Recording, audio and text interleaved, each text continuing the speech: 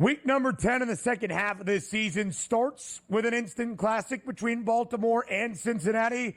And the Sunday slate more than likely will end with an instant classic as well. Sunday Night Football is set to be an absolute banger and a marquee matchup in H-Town. The Texans, the top team in the AFC South, hosting perhaps the best team in the National Football League, the top team in the NFC North, the top team in the conference as a whole, the 7-1 Detroit Lions. To Houston we go on Sunday night. The Lions, Joe, who have been the best cover team in the National Football League this season, last season, all 3.5 years with Dan Campbell, are laying a number on the road for Sunday Night Football. 3.5-point spread in favor of Detroit. Total stands at 48 and a hook. What can we expect from Sunday Night Football in Houston? Well, we better get a handle on what's going on with Nico Collins and Will Anderson, who both missed practice yesterday, Ben. So is one going to play? Is not going to? Are neither playing? Because that's a pretty big piece to what Houston is trying to do. But I also think we understand that the Houston Texans are a different team at home than they have been on the road. Certainly, C.J. Stroud has been a different quarterback at home than he has been on the road. So if Nico can't get back, Tank Dell, Dalton Schultz, Robert Woods, okay, is that going to go up toe-to-toe with what Detroit's going to bring to the table? I don't know. I think it's a overvaluing spot all year with the Texans. I don't think they're as good as everyone thinks they are. And I think the Lions are just the team that if they are not at the top of their game and have all their best players available, which it looks like they won't, this could get ugly, Ben, in a big, big way.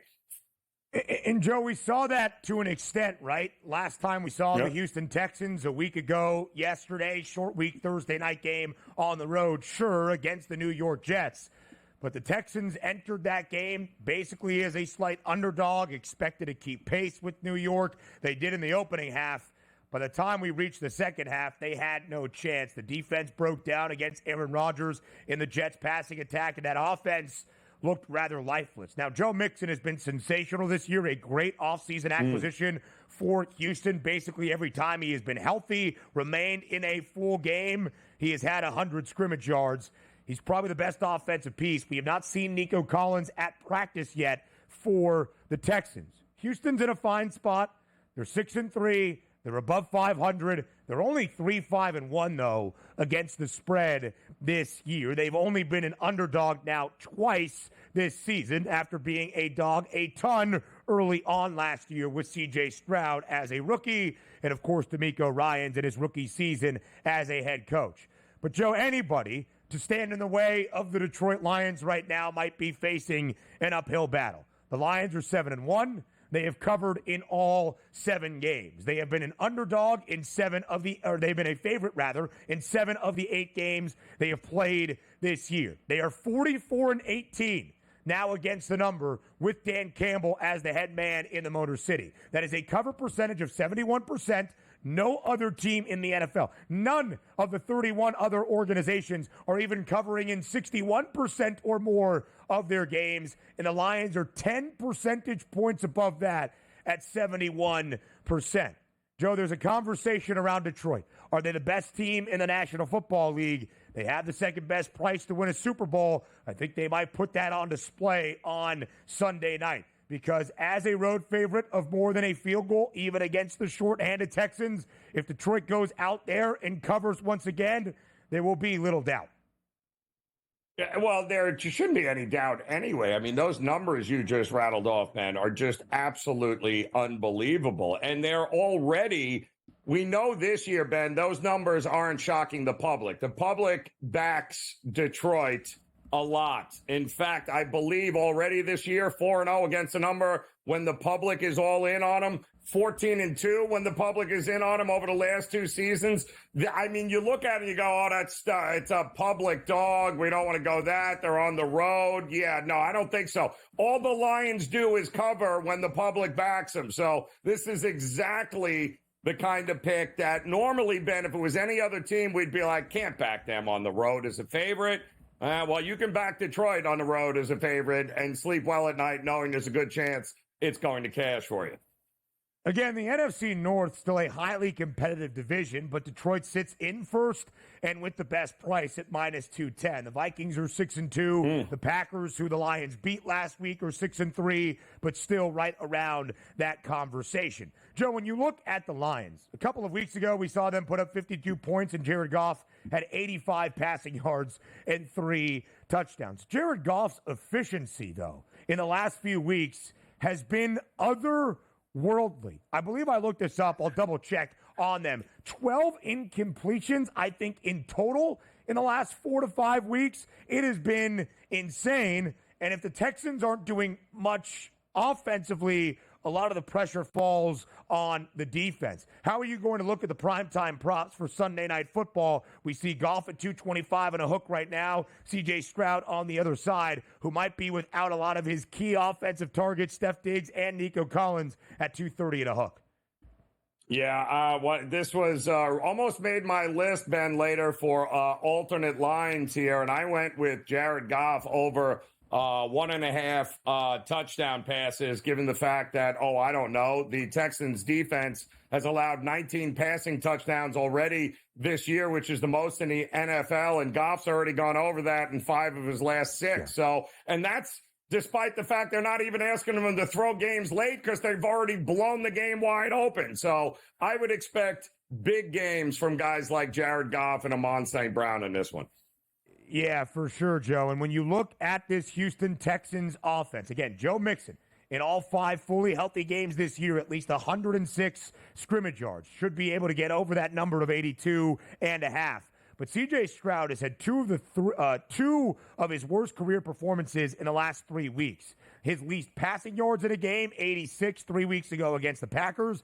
Last week, his worst career completion percentage, 11 of 30 against the New York Jets. And he was sacked 8 times. And the Lions added Zadarius Smith earlier this week at the deadline. Plenty more of a Sunday slate preview next. It's a Football Friday on the early line on SportsGrid. We get you set for the start of the second half of this 2024 NFL season. It started last night in Baltimore. We hope those kind of games continue the whole second half of this season, but certainly on Sunday. The Baltimore Ravens, despite being 7-3, are not in the top spot in the AFC North standings. That is currently occupied by the Pittsburgh Steelers, a perfect 2-0, both straight up and against the number, with Russell Wilson as their starting quarterback, 6-2 straight up this season. On the bye last week, and now they head to Landover to take on the Washington Commanders, who, by the way, are even better record-wise than that of Pittsburgh. 7-2 is the mark for Washington as we get ready for Sunday afternoon. The Commanders a 2.5-point home favorite, total at 44 and a hook. Joe, how do you start your breakdown of this game between the Commanders and the Steelers?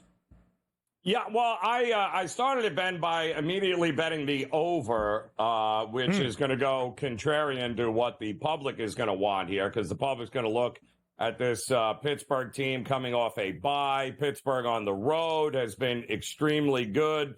To the under, Tomlin tends to be a little bit more conservative on the road than he is at home. But the reality is they have completely, Pittsburgh, remade their passing attack here. Russell Wilson, you make the trade for Mike Williams. You've got a much more balanced offense now. It's not going to be just run. So on that side, I think against this Washington defense, they're going to have success, not just running the ball, but Russell's going to have success in taking shots down the field against this secondary, a very young secondary, which is why they made the trade for Lattimore. And when you look at Washington, Brian Robinson Jr. should be back, which is going to help them. Do we really need, Pittsburgh, bless them, they can only play the teams on their schedule. But, Ben, they have played, 6 straight offenses that are terrible passing the ball. That is not going to be the case here in Washington. I mean, the only team that even came close to having a heartbeat throwing the ball was Kirk Cousins in Atlanta, but that was early in the seasons, and Kirk Cousins couldn't move. So I don't see that happening here. I don't think they're going to contain Daniels. I think they're going to have success moving the ball. I think this is a shootout way more than it's going to be a rock fight in this game.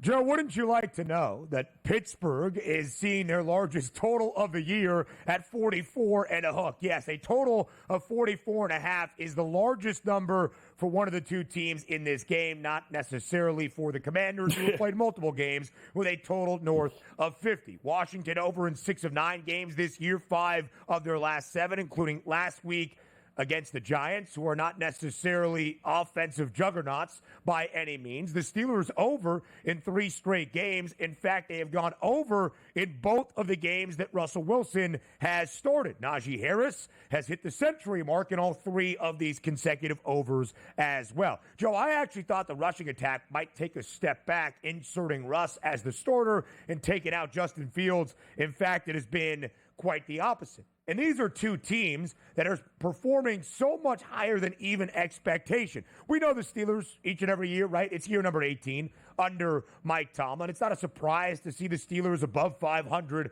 by any means. But here is Pittsburgh at 8-2 at the midway point of the season in the top spot of the AFC North. Drastic market movement on their prices from where they were at the beginning of the season. 25-1 to win the AFC, now 16-1. They had the longest price to win the AFC North. They are not the favorites, but they are currently in first. The Commanders, though, even more drastic movement. Joe, we're almost getting spoiled in the NFL right now with these rookie quarterbacks drafted second overall, so exceeding expectation. They are going to lead their team to the playoffs. Washington has already built that cushion. And yes, they have to play Philadelphia twice in their final 8 games of this season, their final 7 after this week against the Steelers. I still believe the Eagles, who are the favorites to win the NFC East, are going to do that. But, Joe, outside of that, sure, the Commanders get Dallas twice. That probably looked difficult earlier in the year, not so much anymore. And then a couple of games against the NFC South. I believe the Commanders are a playoff team when all is said and done, probably with very little doubt.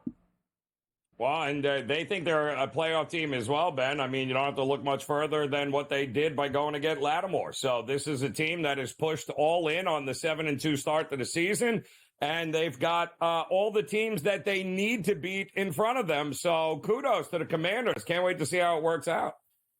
You can see some props for the quarterbacks as well. Russell Wilson, in his 2 starts for the Steelers, at least 264 passing yards. His number this week, 216 and a hook. Hour number 2 comes your way next. We welcome you to hour number 2 live right here on this Football Friday on the Early Line on SportsGrid. I am Ben Stevens. He is Joe Ranieri. We preview every single game on the NFL Sunday slate for week number 10 and the start of the second half of this NFL season. I believe Joe will be back with us here in just a matter of moments. Anyway, as we get you set for this upcoming Sunday, it's the start of the second half that is now underway as of last night. An instant classic in Baltimore. We hope to see more of the same here moving forward. And of course, at the midway point of this NFL season, there is only one undefeated team that remains. It's the team that has won 2 consecutive Lombardi trophies.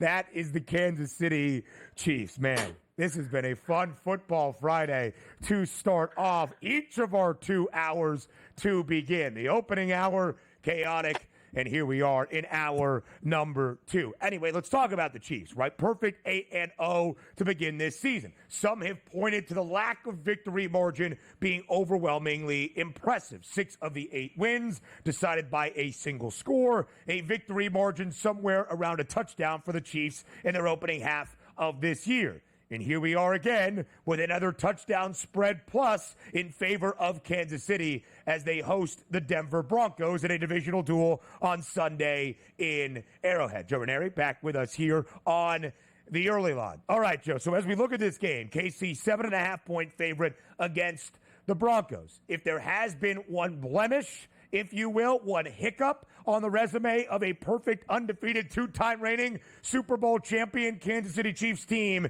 it's been their inability, Joe, to blow teams out. Might it happen on Sunday at home in KC-Mo against the Broncos? We talked about it last week, though, Ben, right? At some point, this Kansas City Chiefs team is going to regress, and they're not going to win all of these one-score games. They have been in far too many of them. They haven't lost any of them And we just talked about the opposite last hour. The Cincinnati Bengals can't seem to win a one-score game. They are 0-5 when dealing with 6 points or less as a final, and yet Kansas City has gotten all the breaks in a lot of those games, including, Ben, a pass interference call that ended up giving them the win over those Cincinnati Bengals. So I do think at some point there are going to be a couple of games in which the ball's not going to bounce towards Kansas City. Now, could this be one of them? Well, the Denver defense is going to have a big say if that's going to be the case. But judging from what I saw with that defense last game in Kansas City against Tampa, there was some head-scratching defense being played in that game against Tampa. I'm wondering if the running game of Denver can take advantage of it. And, Joe, that was a big key, right? When Kansas City took that touchdown lead on the second TD pass to DeAndre Hopkins on Monday night, they're up by 7 in the fourth quarter. They had an opportunity for the offense to pick up a couple of first downs, move the chains, and drain the clock. Unable to do that, gave the football back to Baker Mayfield with just over 2 minutes left. And, of course, a very shorthanded offensive display for the Buccaneers. He drove the length of the field, or at least over 70 yards, and scored a touchdown to send that game into OT. The Chiefs did win. The average margin of victory, Joe, is exactly a touchdown. 7.0 points per game for Kansas City. The Chiefs have now been a favorite of 6 points or greater 4 times this year. Of course, they've won every game, but they're just 1-3 against the spread. And the one cover came back in the opening month of this year against the very shorthanded Chargers, where Justin Herbert was hobbled and playing without each of his 2 starting tackles, and yet KC was a 6.5-point favorite and won that game by only a touchdown, having to score late to do that. It has not been overwhelmingly impressive, and yet here we are, the Kansas City Chiefs, the 2-time reigning champs who have won 3 Lombardi trophies in the last 5 years, are the lone undefeated team in the NFL at a perfect 8-0. Now, meanwhile, for the Broncos, last week they got blown out in Baltimore, 41-10. Came nowhere close to even keeping it competitive as a 9.5-point underdog. The Broncos are 3-3 against the number as a dog this year. They're a perfect 3-0 ATS when they have been booked as a favorite against a bad team on the other side. But, Joe, entering last week, I missed the teaser leg of our component, of course, that we'll do in the Pick 6, because I thought Denver's defense would at least keep them in a game. They had no answer for Lamar Jackson. It was the first time the Broncos have been booked as a 6-point favorite or greater this year and have failed to cover a number. 3-1 ATS. So let's talk about Kansas City, right? Because they are 8-0. They've got 9 games on the horizon in the second half. They have already had their bye. We had the conversation after Monday night. A plus 850 number is now 8-1 to go perfect, unbeaten, 17-0. That is a very large threshold to cross. But, Joe, as you look at Kansas City, how much longer do you expect KC to stay perfect? Again, not much longer. We also, so we should mention, right, a bit of an ankle issue there with Mahomes now, which might make him a little less mobile on a short week in this game against Denver. So listen, and Mahomes and Andy Reid and this team has no interest in running the table and sacrificing everything to go undefeated. So make no mistake about it. They understand it's a marathon and not a sprint, especially this team. So I do think there's going to be a couple of letdown games, a couple of games where it's not going to work out. But I still think they're going to win the AFC West. I still think they're going to be in the AFC Championship game, Ben. We're not stupid enough to bet against them long term. We tried that for over a decade with Tom Brady and the Patriots, and how did that work out? So I don't see any reason to think that they won't be representing the AFC in the AFC Championship game with a chance to win a 3rd straight Super Bowl. For sure, Joe. I would have to agree with you when it comes to that as well, because, again, when you look at Kansas City and how this team has been constructed in the 6 seasons with Patrick Mahomes as the starting quarterback, for the first 5, it was all offense and a defense that would improve throughout the course of a season when it mattered most. Last year, the offense was middle of the pack, and it was the defense that was elite. And yes, they were a little bit questionable on Monday night against the shorthanded Buccaneers, but are still the fourth best scoring defense in the NFL, allowing a tick over 18 points per game. And when the Broncos have struggled, it's been because of an offense that is still learning with a young rookie quarterback in Bo Nix. I do believe the Chiefs will win this game. They will stay unbeaten, setting up a huge Week 11 game in Buffalo, where the odds as of now actually have KC as a very slight underdog in Western New York. The Bills currently are 7-2, and more than likely are going to be 8-2 when this week comes to a close. Buffalo more than a field goal favorite, Joe, in Indianapolis. 47.5 is that total. Again, huge game on the horizon for both the Chiefs and the Bills, Week 11 against one another in Orchard Park. Before that, though, Joe, will Buffalo cruise in Indy on Sunday? I wouldn't be running to the window to back Buffalo. I mean, there's no doubt, Ben, they have been a bit of a juggernaut here. They seem to drop 30 or more points like nobody's business. In fact, they've scored at least 30 points in each of their last 3 games. But at some point, we all know Buffalo is good for a letdown game. And this, I think, has the markings of just that, a letdown game, especially with Kansas City on deck. And I don't think the Colts are as bad as the 4-5 record says they may be. I do think that a bounce back could be in it for Indy this week. Well, they don't think they are as bad as a team sub 500. It was the reason they made the change from Anthony Richardson to Joe Flacco, not just for last week in Minnesota, but the remainder of this year. Indianapolis believes it is a playoff team. Joe, entering last week, the Colts were 7-1 against the spread, a perfect 5-0 ATS as a dog. Now make that 5-1 against the number. Here's my thing. Let Joe Flacco go. 27 attempts for $179 and a pick last week. That's not why you inserted the near 40-year-old veteran. Let him rip. I would agree. It feels like a short spread and perhaps a little bit trappy for Buffalo. More from the Sunday slate comes your way next. For the first time in the 2024 NFL season, Christian McCaffrey will grace the field for the San Francisco 49ers. Of course, was dealing with Achilles tendonitis in both of his legs.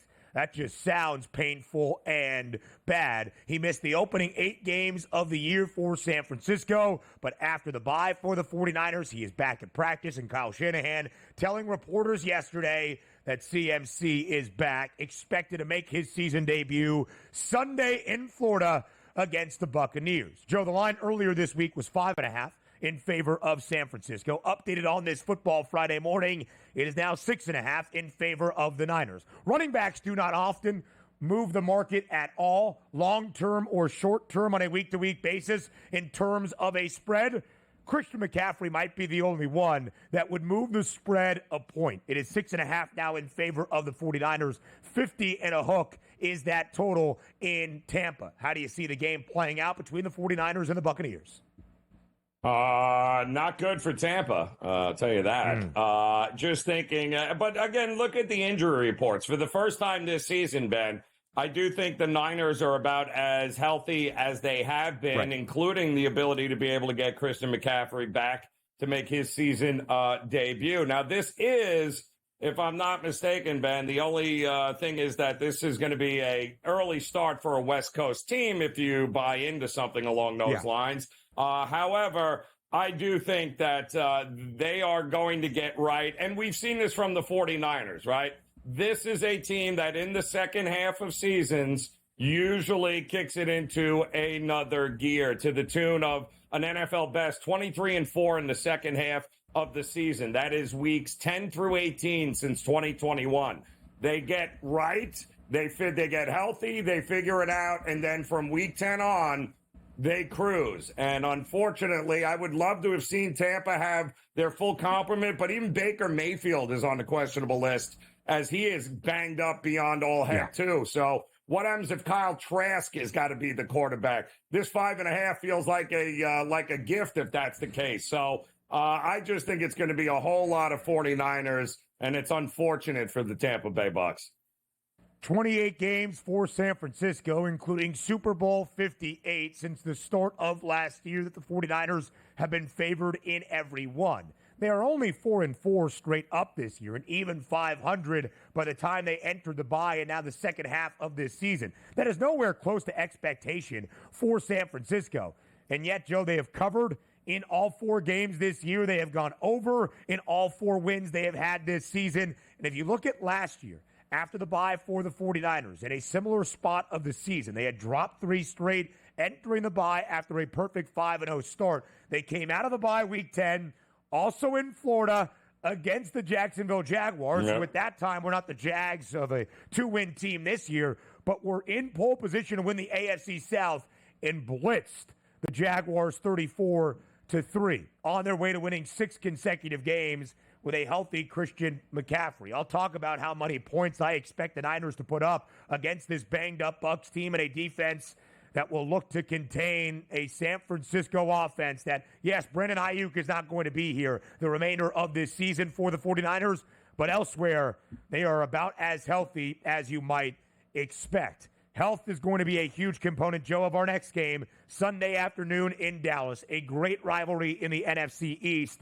that lacks a little bit of luster because of the injury bug for the Cowboys. Dak Prescott, of course, is going to miss this game and potentially many others and potentially the remainder of this season for the Cowboys, dealing with a severe hamstring injury. But CeeDee Lamb expected to play. Micah Parsons expected to be back for that Dallas defense. That is the second worst scoring defense in the NFL. And yet, Joe, it's a 7-point spread in favor of the Eagles on the road at the Star.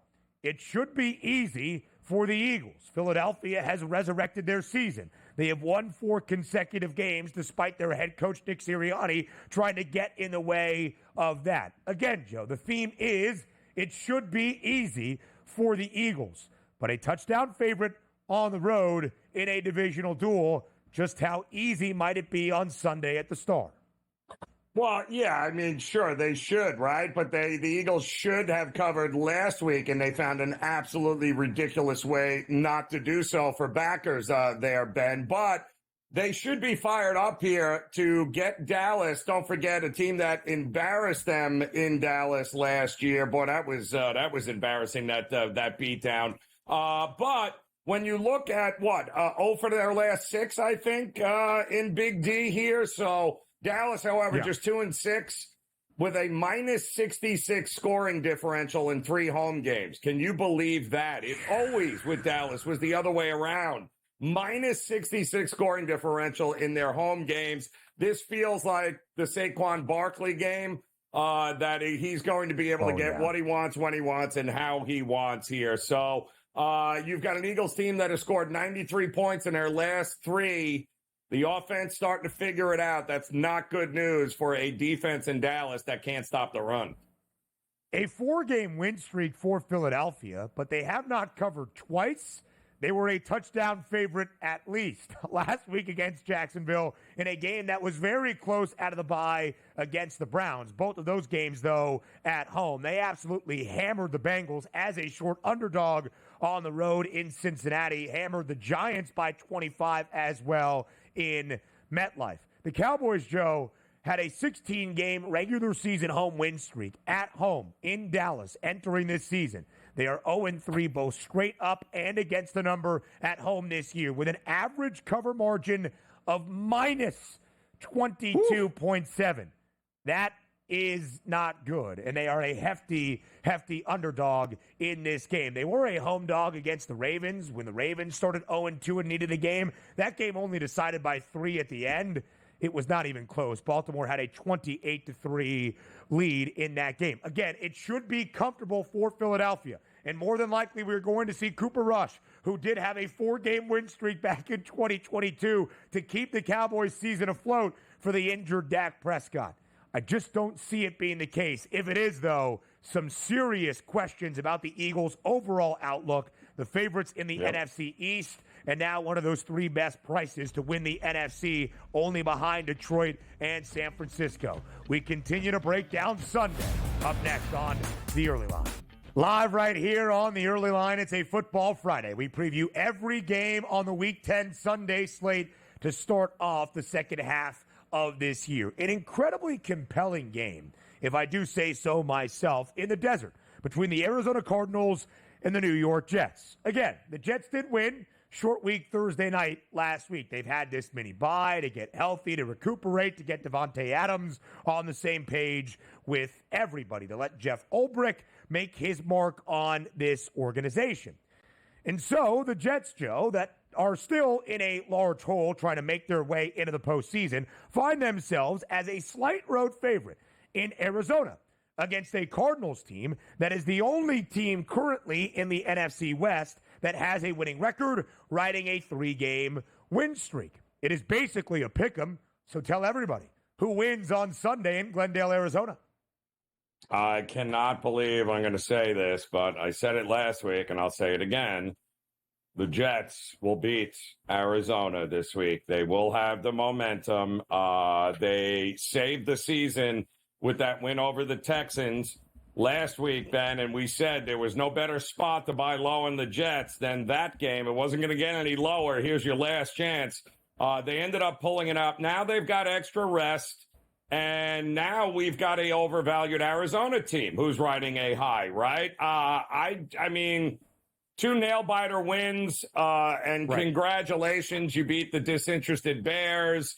I do think the extra time, and you know how this works, Ben. I mean, everything is going wrong until it starts going right, and then you got guys like Aaron Rodgers on extra rest that can finally figure it out. You also have some elite secondary members of this Jets defense that is going to make life a little bit miserable there for the wideouts of Arizona.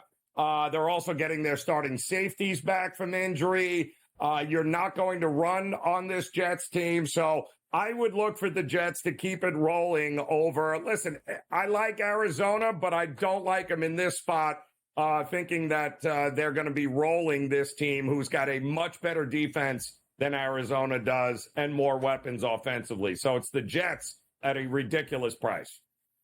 Again, it's interesting, right? The New York Jets have no room of margin for error, right? We talked about Cincinnati, despite the loss last night and falling to 4-6. Could there be some hope? Maybe. The Jets are kind of in a similar boat if they can get to 4-6 after a victory on the road this week. Nobody is running away with wild card opportunities like in the NFC, in the other conference that is the AFC. But we continue to expect the New York Jets to win football games. Last week they did against Houston.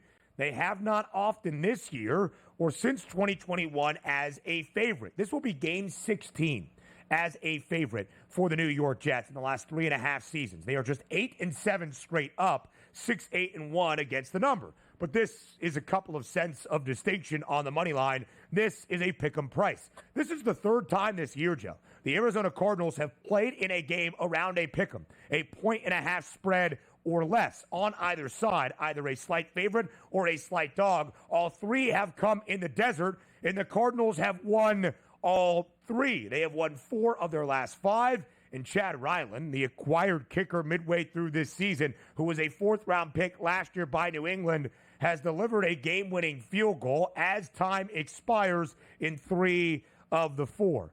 But I kind of lean with you.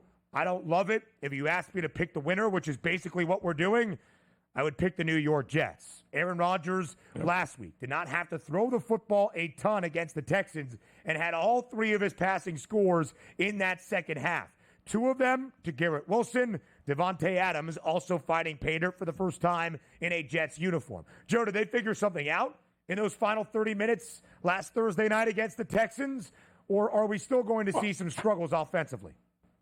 No, listen, I offensively, I think they have figured some things out. And the reality has been the more time you give Davante Adams and Garrett Wilson and this team, the ability to get on track. And, that was a huge win against them. And now you've given them extra time to prepare, get a little healthier. To me, this is all about the defenses. There's one team that has an actual defense and one team that doesn't. And I do think that's going to be the difference for the Jets. They'll score enough to win this game. The Jets' defense will limit Arizona. Those last two wins for the Cardinals at home in slight pick-em price type of games have both stayed under as well. We'll show you an NFC South showdown on the other side of the break, or at least in the final half an hour of this second hour, because a Football Friday is only a Football Friday when Mike Blewitt joins the show. He does that up next here on the Early Line. Welcome back to a Football Friday, live right here on the Early Line on SportsGrid, as we welcome in Mike Blewitt, joining us here for the next three segments to end out the second hour to get you set for the NFL Week 10 Sunday slate in the second half of this NFL season. Blue, as always, we appreciate the time. Thanks for being here on TEL. Thanks for having me. Obviously, a great game to start off the week last night. A tremendous fourth quarter by Lamar. But I think the thing that I'm going to be thinking about the most is a negative for both teams, unfortunately, because as great as the quarterbacks are, Cincinnati's defense collapsed again, and Baltimore is just showing signs of not being able to get stops. They've played to the over 9 times out of their 10 games this year, and as great as Lamar is, the conversation isn't about how that the Ravens are good or not good. The conversation is, can they win a Super Bowl? And with a Kyle Hamilton injury exposing some of the other issues that already existed in the defensive backfield, I think you're going to be wondering about that for the next 10 weeks. It's got to be over for Cincinnati here, don't you think? I mean, the outlook is not good. The outlook still looks really good for Baltimore, but you got to think Cincinnati. How many more games can you shoot yourself in the foot and expect to make the playoffs here? Yeah, when you look at the numbers of the game, without, even if you didn't watch it and didn't show you the score, you'd say, well, Cincinnati had to have won, right? They had 7 more first downs. Baltimore had 11 penalties. Joe Burrow had 400 yards and 4 touchdowns. Jamar Chase went crazy, but that isn't the case. Timeliness of plays, a key turnover didn't go their way. I'd like to say that there's hope for Cincinnati because I think we all watch and realize that they're a good team offensively, but they can't get any key stops on defense. And the only thing that keeps the door open, I think, is that when you look at the schedule, it is not murderer's row. Chargers team is beatable. The Steelers are certainly beatable in one of the 2 games. They have Dallas with Cooper Rush, Tennessee, Cleveland, Denver. Those are all beatable teams. And frankly, if we look at the spreads week by week, assuming that they don't totally fall apart, Cincinnati will be favored in most of those. Yeah. And if they are an underdog, some of the projected lines entering week number 10 on the road against the Steelers, a slight point perhaps in favor of Pittsburgh. Still the expectation for a road trip in Dallas. That's power ratings, though. We're not exactly sure who will be under center at that point of the year. If it is Cooper Rush, look at what the Eagles are laying in Dallas, 7 points. We'll talk about the Bengals in just a moment. But, Blewitt, let's talk about the Baltimore Ravens, who have not been elite defensively at any point this season. Over in 9 of 10 games this year. Bottom 10 in terms of scoring defense in the NFL. The best rushing defense in the National Football League. But they're allowing a ton of passing yards. Joe Burrow threw for 428 last night. They entered the week and this second half already is the worst passing defense in the NFL. And they might lose Kyle Hamilton for some time. The question about the Ravens is not a winning football team, not a playoff football team, perhaps not even divisional championship contention. It's that final number, the Super Bowl, and winning an AFC, and turning around the narrative of Lamar Jackson's lack of success in the postseason. Given some of the defensive issues, is this Ravens team capable of making a run to an AFC championship? Capable, yes. But there's a reason that they won't be favored right now. You and I have talked a bunch on this show about people still, for some reason, overlooking Kansas City's defense to an extent. The presence of Patrick Mahomes distracts people from the type of team that it is. And we're trying to throw dirt on Travis Kelce and other players who performed really well last week, DeAndre Hopkins being one of them. The thing about the Ravens, too, is that when you look at the rushing, defensive rushing stats, I think they're completely false. It's a falsehood to say that, well, the rushing defense is actually pretty good. They've become a pass funnel defense. The most passing yards, the most passing attempts against them in the league, it's because teams know how to attack them. the Steelers have had teams like this in the past as well, where they're excellent defensively, so teams just attack them running the ball, and they rack up a lot of rushing yards. That's what those rushing stats are all about to me, not the prowess of the defensive line. Did Lamar just, is he playing his way into a third MVP? I mean, I guess we have to talk about it, right? I mean, it's unbelievable what he did in that second half, but he keeps doing it. Is there another guy we should consider? Well, I know Dane Martinez and I had a nice Derrick Henry discussion, but I think Lamar is just going to put that to bed. It's crazy. I don't think Derrick Henry can run away with it. He would need to run away with it, and he won't be able to with Lamar on the team. Now, these isolated window games, when you have performances like that, go a long way in award season for people remembering your signature plays. The tiptoe run on the sidelines is going to be one of the plays of the year. He didn't even score, and it's one of the plays of the year. I just think the reality for him is they continue to rack up wins. I think there's a window for Jared Goff if the Lions end up 15-2 and he puts up numbers. Problem is for him, I think the balance of the team impacts the upside of his stats. He could be very accurate, but he's not going to have many Joe Burrow nights like Joe had last night. Yeah.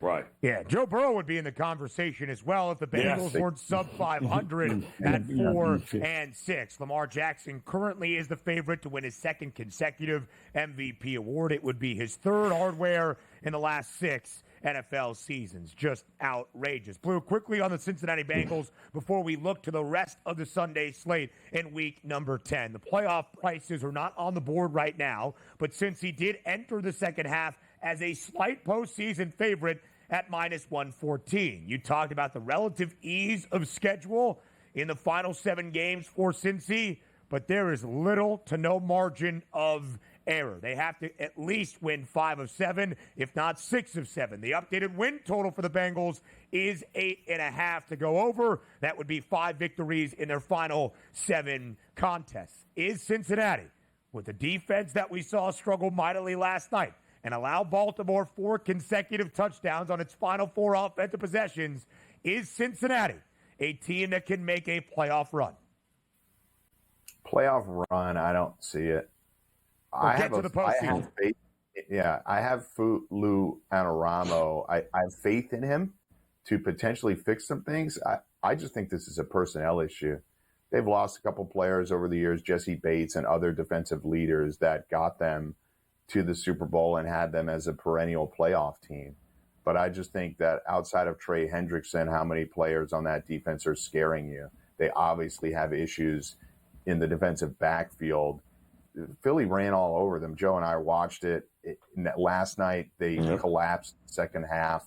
There's just too many instances of them collapsing defensively, especially in the second halves of games. So, yes, I think the door is ajar for them to make a playoff run because the bottom 6 or 7 seeds in the AFC, it's going to be pretty jumbled when all these divisional games start happening.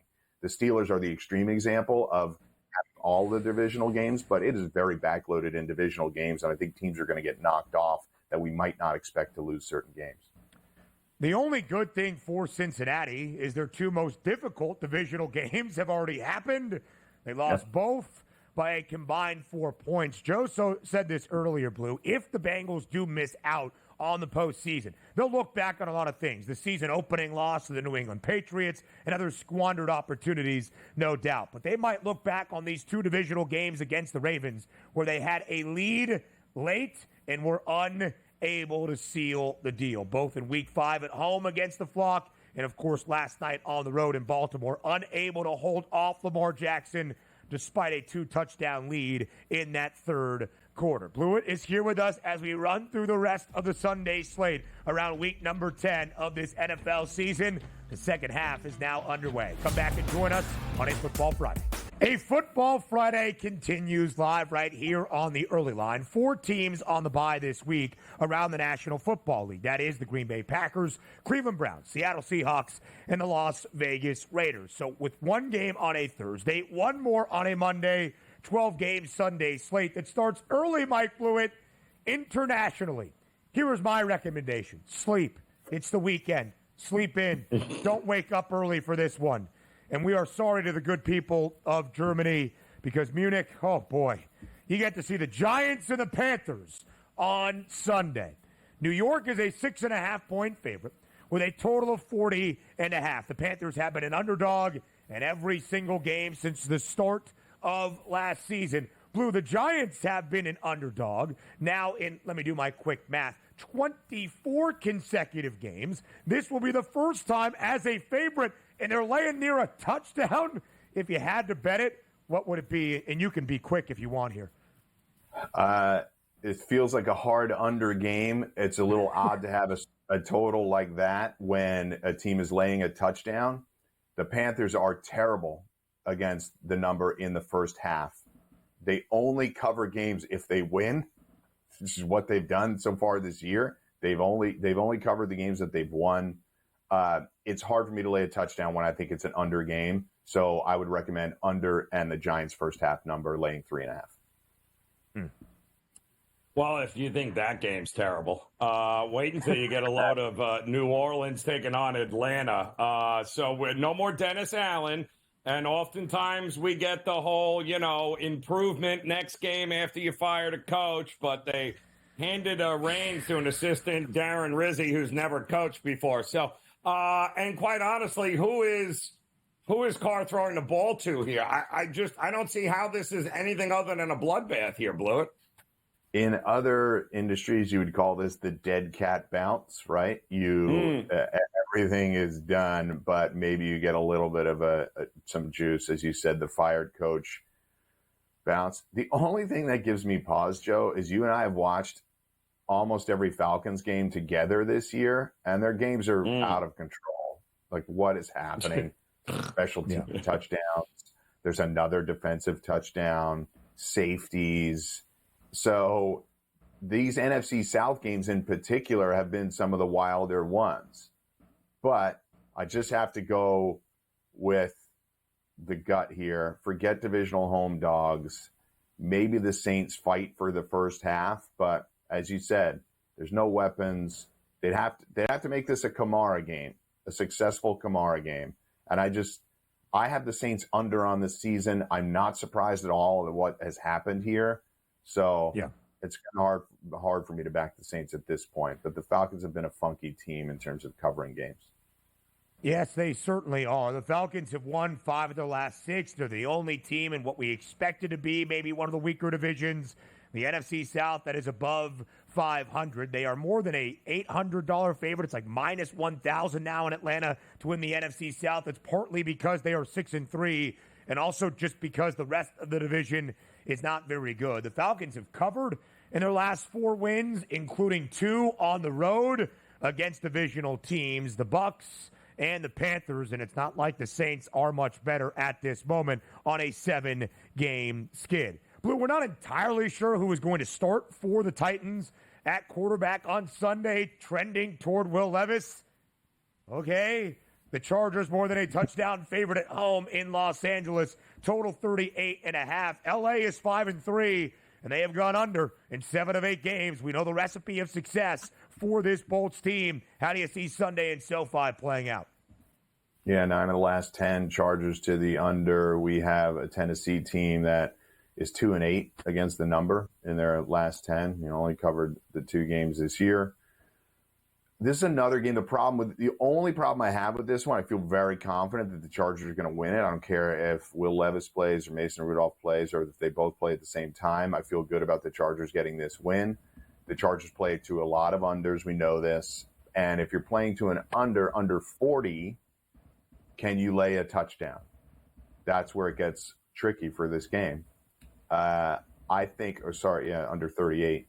But my gut here is that the Chargers win this one. Particularly, they are good in the second halves of games. I like J.K. Dobbins overs again. His stats, his props have still, to me, been far too low. They lean on him very heavily. You can even sometimes find live lines. So if the Chargers get off to a slow start, I'd be looking at the Chargers early and Dobbs' numbers early to get his rushing yards over. So I like the Chargers in this game, but I think it's more of a second half number than laying a full touchdown when we don't expect 39 points to be scored. So is there anything more exciting, Blewitt, than the Mac Jones era about to happen in Jacksonville? I know this is a game one good game. What am I doing? I mean, You're in this Germany. is a quality Nobody game. wants to watch that. Sorry, Blue. I'm kidding. Mac Jones in, Trevor Lawrence out. Not that it really makes a darn bit of difference. Are you shocked this number isn't a little bit bigger? I kind of am here, no? Absolutely. I'm shocked, but it's probably a little bit of the market telling you that they're not high on the Bears. They've won some weird games, Joe, and it's against a soft schedule. It's the thing about the Bears. Their wins weren't really against any good teams. So they're catching another break right here. I just think that the Pats are the type of team where Drake May looks really good early on in terms of a projection of a starting quarterback. But we saw what happened last week. They couldn't get it done against the Titans. Miraculous plays by one player, but ultimately the turnovers got to them. I do like the Bears in this one. I think you keep it simple. I'm going to lay the 6.5 with the Bears, but that's why I think it's not a bigger spread, Joe. I just think they haven't really beaten any good teams. Chicago 3-0 at home at Soldier Field, a favorite in all three. They have covered the number in all of those. The reason it's 7 in Duval on Sunday, as Ranieri was alluding to, we don't expect Trevor Lawrence. Mac Jones gets the start. It was 4.5 earlier in the week. Now the Vikings laying a full touchdown on the road. Blewitt, I promise, better games on the horizon, including your Steelers in Landover on Sunday next. You asked for the good games on the Sunday slate in week number 10, and here they are. Mike Blewitt joins us once again to end out this second hour of a Football Friday. Blue, no more terrible towel in your background. I think that's a mistake. But no more terrible towel behind you, but still your allegiance with the Steelers, and thus your breakdown. Never biased, however. Pittsburgh 2.5-point road underdog on the road outside the nation's capital against the Commanders. 6-2 Pittsburgh, 7-2 Washington. Both teams the opening half of this season so far exceeding expectations that this game really is critical to start off the second half. Total 44 and a hook, highest over-under this year for the Steelers in any of their 9 games. What do we see on Sunday in Landover?